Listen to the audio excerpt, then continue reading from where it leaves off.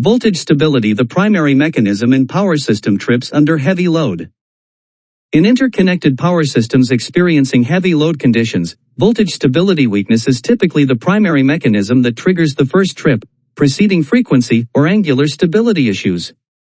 This occurs because heavy load increases both real and reactive power demand, but reactive power support is limited locally and by transmission constraints, creating an immediate reactive power shortage and rapid bus voltage decline. As voltage drops, loads, particularly induction motors and nonlinear loads, draw more reactive current, creating a positive feedback loop that accelerates voltage collapse. Generators quickly reach their excitation or reactive limits and cannot restore voltage fast enough, allowing voltage instability to progress even when frequency remains within acceptable limits. The sequence typically begins with reactive power deficiency leading to voltage depression, which reduces the real power transfer capability of transmission lines and further stresses the system. While frequency instability becomes dominant when disturbances primarily involve loss of generation or inadequate governor response, and angular instability emerges when severe power angle swings develop between areas, these generally follow the initial voltage collapse.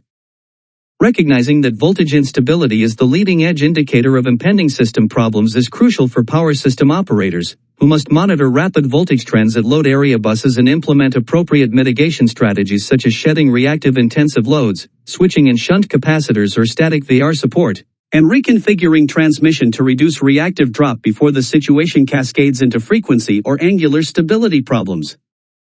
Modern power systems with increasing penetration of inverter-based resources and remote generation from load centers are particularly vulnerable to voltage instability, as reactive power cannot be effectively transmitted over long distances and must be generated close to the point of consumption. This vulnerability is exacerbated during peak load periods when transmission lines are heavily loaded and reactive power losses are significant, making voltage stability monitoring and mitigation essential components of reliable grid operation.